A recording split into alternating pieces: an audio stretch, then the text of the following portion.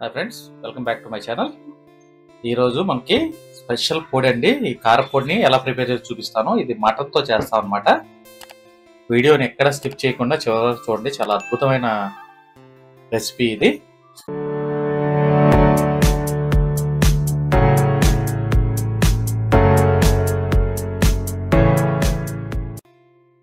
Mutton పొడికి కావాల్సిన ingredients ఏమేమి ఉన్నాయంటే ఎండుమిరపకాయలు, చెక్క, లవంగ మొగ్గ, యాలక్కాయలు, జీలకర్ర, వెల్లుల్లిపాయ, పచ్చిశనగపప్పు, ధనియాలు, అలాగే ఒక 200 గ్రామ్స్ మటన్ అన్నమాట.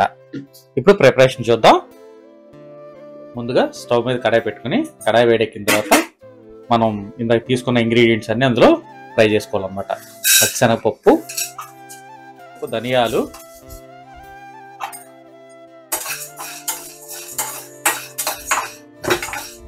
పచ్చిశనగపప్పు, ధనియాలు కూడా ఒక 10 సెకండ్లు వేగిన తర్వాత జీలకర్ర,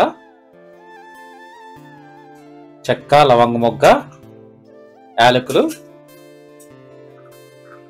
తర్వాత డ్రై చిల్లీస్, ఎండుమిరపకాయలు అన్నమాట. ఇవన్నీ చక్కగా వేగాలన్నమాట.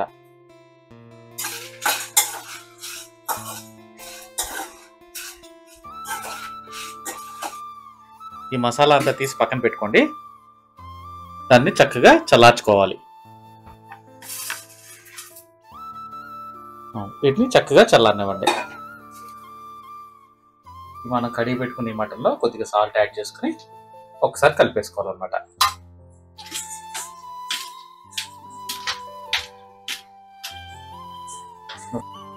ఇప్పుడు అదే కడాయిలో ఫ్రైకి సరిపడినంత ఆయిల్ పోసుకోండి.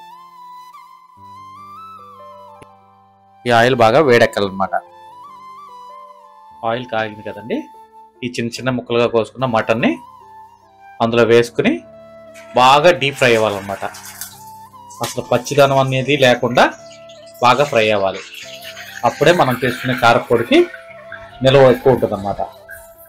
ఈ విధంగా మనం చేసుకునే కారపొడి సుమారుగా ఒక 6 నెలల వరకు నిల్వ ఉంటుంది అన్నమాట. అందులో ఉన్న వాటర్ అంతా పూర్తిగా డ్రై అయిపోయి ముక్క కరకరలాడుతూ ఉండాలన్నమాట. అంతవరకు మనం ఫ్రై చేసుకోవాలి. ఎప్పుడైతే ఈ ఆయిల్ నుంచి బుడగలు రావటం అయిపోతుందో అప్పుడు మనకి పూర్తిగా ఫ్రై అయిపోయినట్టు అనమాట. చూడండి ఫ్రెండ్స్, బాగా డీప్ ఫ్రై అయిపోయింది. ఇప్పుడు తీసి పక్కన పెట్టుకుందాం. చూడండి ఎంత బాగా కడక్ ఫ్రై అయిందనమాట. ఇలాగే ఉండాలి. ఇప్పుడు ఇవన్నీ ఒక ప్లేట్లు తీసుకుని చల్లారి పెట్టుకోవాలన్నమాట.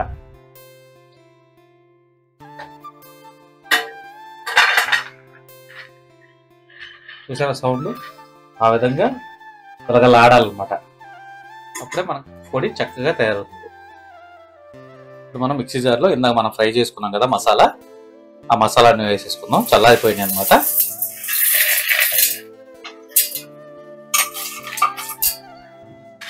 అలాగే ఇప్పుడు ఫ్రై చేసుకున్న ఈ మటన్ పీస్ని కూడా అందులో యాడ్ చేసేసుకోండి. ఇప్పుడు ఒకసారి దీన్ని మిక్సీ పట్టుకోండి.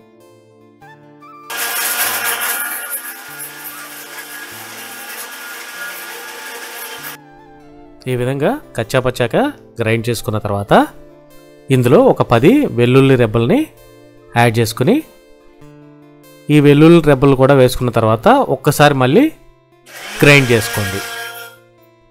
అలా ఒకసారి మళ్ళీ గ్రైండ్ చేసుకున్న తర్వాత రుచికి సరిపడినంత ఉప్పు, కారం, పసుపు కూడా వేసుకుని మళ్ళీ ఇంకొకసారి గ్రైండ్ చేసుకోండి.